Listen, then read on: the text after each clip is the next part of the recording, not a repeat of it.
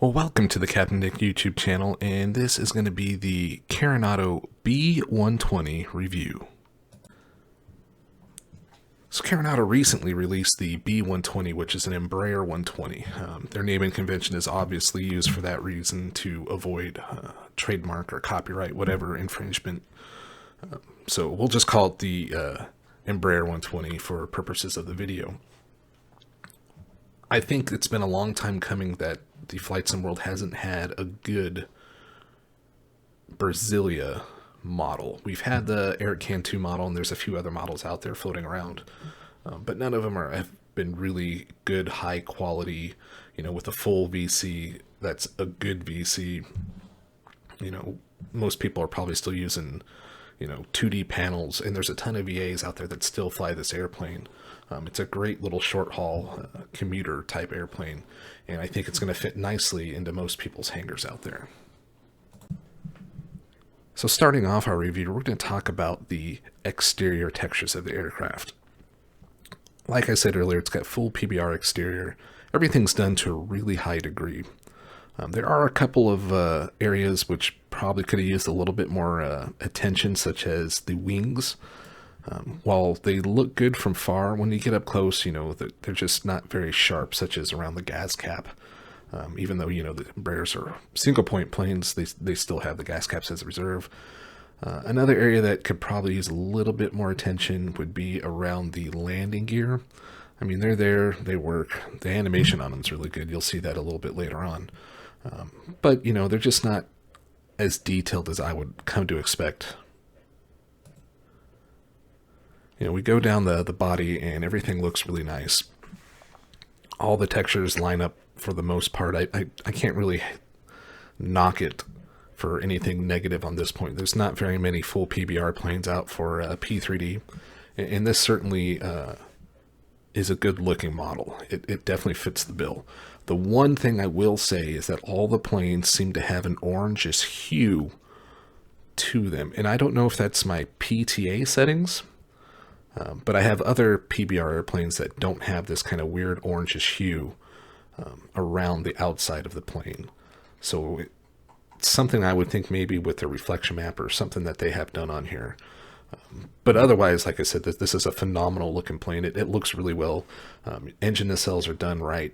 Those giant propellers just look like they just want to chew the air up. It's a pretty badass looking plane. Moving to the virtual cockpit, it's exactly as what we have come to expect from a Carenado plane. They do a phenomenal job on making these things very pretty.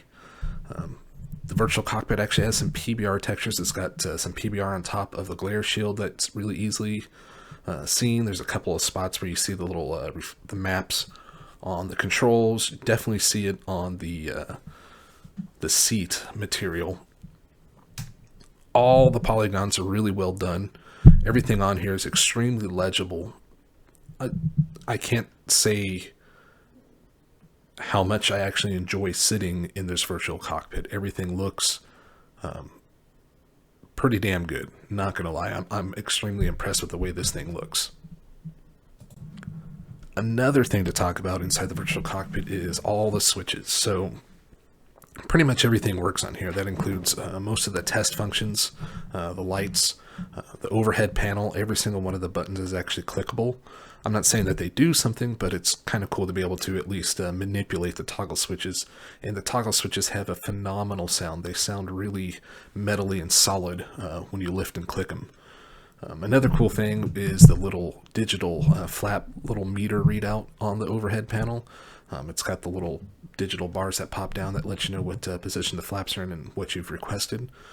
But overall, once again, Carenado did a pretty badass job with the interior. Not only with the VC, but if we go and look inside the actual plane itself, you'll see that it looks like there's some PBR materials that are being used inside the seats of the cabin as well. Another cool thing is those seat belts in the seats are not just a texture file on top, baked into the seat cushion. They're actually 3D modeled on there. So kudos to you, Carenado. This is a pretty damn good job. Moving on to sounds. The sounds are pretty good. Like I said earlier, the little toggle switches on the overhead have a real solid metallic feel. They when you click it, it sounds like you're actually moving the toggle switch. It's got some weight to it.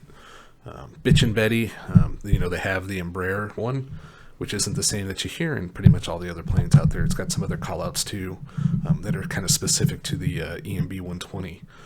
Engine sounds great.